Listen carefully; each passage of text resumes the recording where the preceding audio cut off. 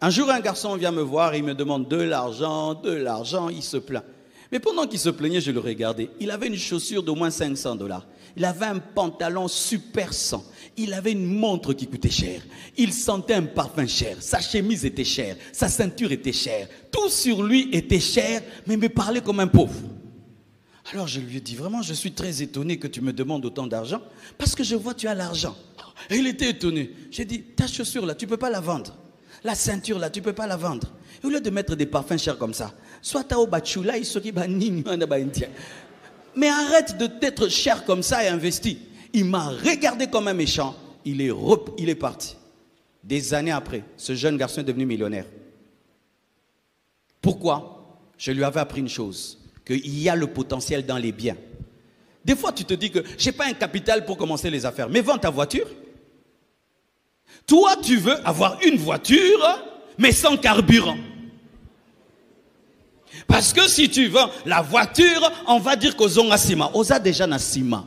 Oza na mutuka, oza mubola. Donne-moi la main. Alors, au lieu d'avoir une voiture, tu n'as pas le carburant et tu as un rêve dans ton cœur de commencer une affaire, vends la voiture, marche à pied, mais commence une affaire. Fais l'inventaire de ton potentiel matériel.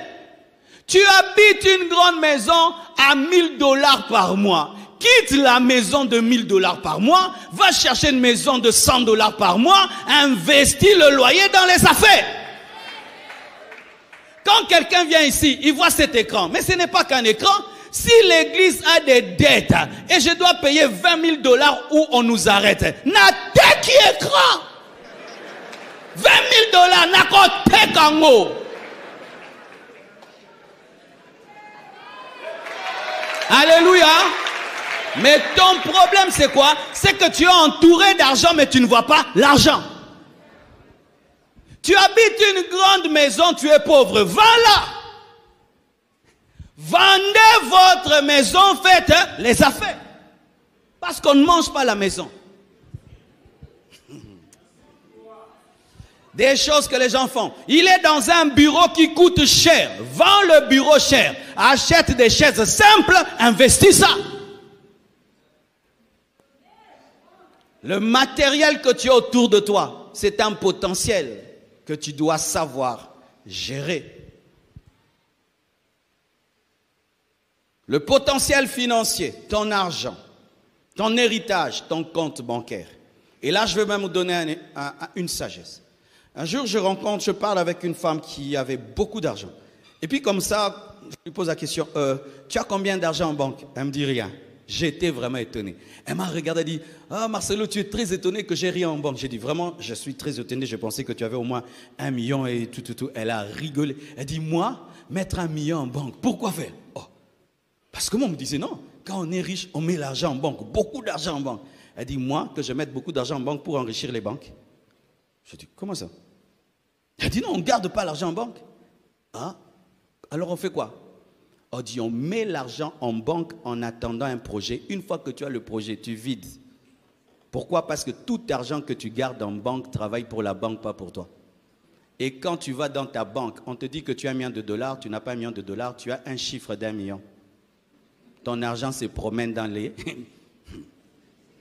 Ils prêtent ton argent. Et ils ont des intérêts derrière ton argent. Ils donnent ton argent à gauche et à droite. Et avec ton argent, ils ont des intérêts de 12%. Mais ton argent n'est pas là. C'est pourquoi quand tu mets de l'argent en banque, on t'envoie un numéro. Est-ce qu'on t'envoie ton argent? On t'envoie une photo de ton argent. Quand tu mets 1 000 $, ton téléphone indique 1 000 $. C'est seulement 1 0 0. Je peux aussi t'envoyer 1000, 1 0 0. Tout le monde peut t'envoyer ça. C'est pourquoi si nous tous maintenant, nous décidons aller récupérer notre argent en banque, la banque est en faillite parce que la banque se sert de quoi? Nous ne mettons... Personne... C'est impossible que toute une nation aille réclamer le même jour son argent. Il compte par le fait que quand toi tu donnes, l'autre va prendre ce que tu as donné. C'est comme ça la banque vit. Ouvrez des banques. Alors, si tu as un projet, qu'est-ce que ton argent fait en banque? Va retirer, investis ça. On garde l'argent en banque lorsqu'on n'a pas d'idée. Mais quand on a des idées, on ne garde pas l'argent en banque. On garde l'argent dans des choses qui tournent. Surtout au Congo. Quand tu gardes ton argent en banque, les intérêts, c'est quoi? Ce sont vraiment des miettes. Mets ça dans des affaires qui te rapportent des vrais intérêts. Et sache que la richesse, ce n'est pas le compte en banque, ce sont les investissements. L'homme de Dieu Colin Zolantime nous a dit ceci, qu'il faut investir dans l'agriculture, dans l'élevage et dans. Pourquoi? Parce que bientôt, les économistes sont en train de dire qu'il y aura un crash économique qui arrive. Et imagine que maintenant, là, toutes les banques tombent en faillite. Comment tu vas récupérer ton argent? Ton potentiel. Ne sois pas ces gens-là. Tu regardes ton compte, 1 million, 2 millions, non. Qu'est-ce que je vais faire avec ces 2 millions? Qu'est-ce que je vais faire? Comment je peux investir mes 2 millions pour avoir 4 millions? Parce qu'en banque, quitter 2 millions à 4 millions, ça prend des années. Mais dans l'investissement, ça peut te prendre une année. Ne te glorifie pas de regarder ton compte en banque. Il travaille pour la banque. Tu dois l'investir. Tu dois l'investir. C'est pourquoi un homme qui a l'intelligence financière, lorsqu'on regarde son compte, 0. Et puis l'argent entre. Ça sort. Ça sort. Ça sort. C'est ça l'intelligence financière. Pas ça entre. Non. Imaginez ces dictateurs qui ont gardé, puis sont morts. C'est resté en Suisse.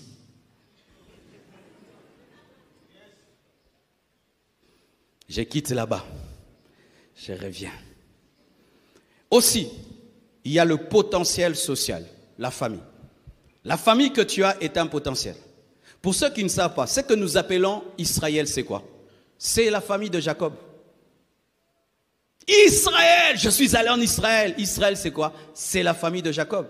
Ce sont les 12 enfants d'un homme qui ont fait Israël. Les 13 enfants d'un homme qui ont fait Israël. Chaque tribu, chaque enfant est devenu une tribu. Et c'est ce qui a fait Israël. Ta famille est un potentiel. Tes amis sont un potentiel. Certains sont devenus des ministres. Comment? C'est son ami qui est devenu ministre qui a fait de lui un ministre. Son ami est devenu président, il a fait de lui un ministre. Alors s'il négligeait cette relation, il ne savait pas qu'il est en train de négliger le fait de devenir un ministre. Les relations que tu as, tu rencontres des personnes élevées qui te donnent leur carte de visite, mais tu perds cela. Nous avons un papa dans cette église. Chaque fois qu'on nous arrête, on l'appelle seulement papa colonel. Il appelle seulement les policiers là. Tu es relâché. Qui connaît ces papas-là? Tu vois, toi, tu n'as pas son numéro. Mais presque nous tous, nous avons son numéro. Ce n'est pas un numéro, c'est un potentiel de liberté. Donne-moi la main. Chaque fois que je rencontre un homme, je sens qu'il peut être une solution dans ma vie. Je dis, donne-moi ton numéro. Pourquoi? Donne-moi ton numéro. Il y a un qui m'a dit, pasteur, c'est moi qui dois demander ton numéro. Non, papa, donne-moi ton numéro. Parce que j'ai souvent des problèmes que toi tu peux résoudre. Donne-moi ton numéro. Et quand j'aurai un problème, je vais l'appeler. Les connaissances, les relations, les enfants que tu as sont un potentiel. Il y a des parents qui aujourd'hui vivent dans la paix, seulement à cause d'un enfant qui a réussi dans la vie.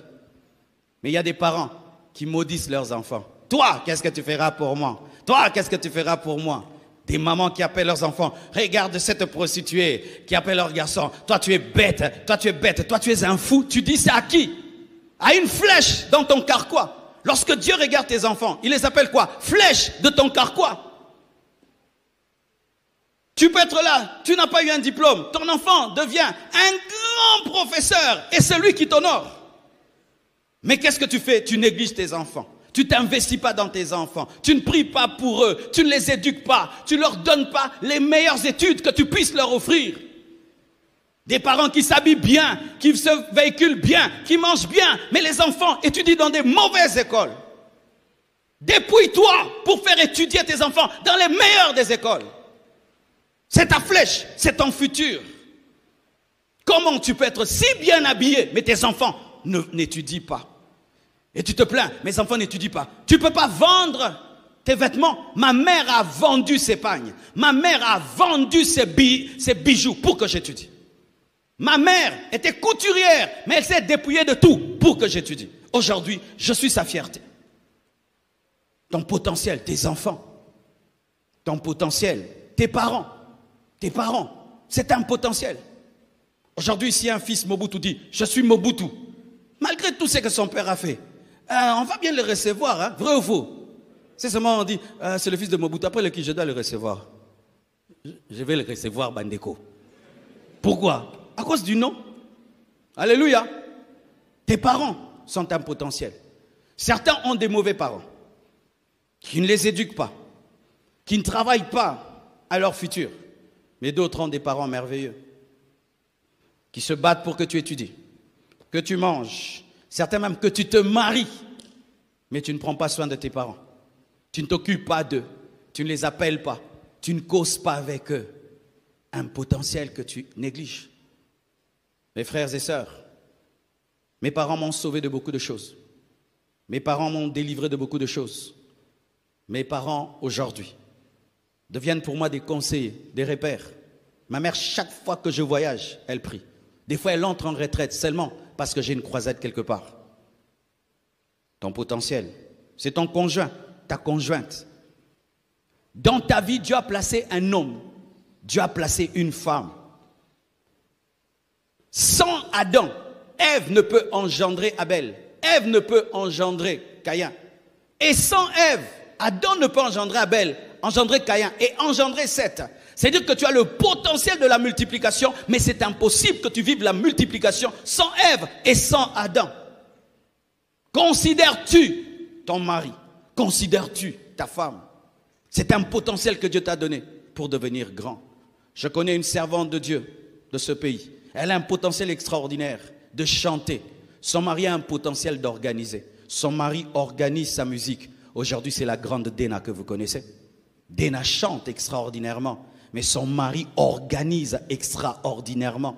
Vous connaissez tous la grande servante de Dieu américaine, Joyce Meyer. Elle enseigne terriblement. Mais c'est lui qui gère ses finances, c'est son mari, qu'on ne voit pas, il ne prêche pas. Mais si elle a ce ministère-là, c'est son mari qui, dans le secret, organise tout. Elle vient, elle prend seulement le micro, elle parle, mais son mari organise tout. Considérez-vous cela. Frères et sœurs, mais le plus grand potentiel, c'est Jésus.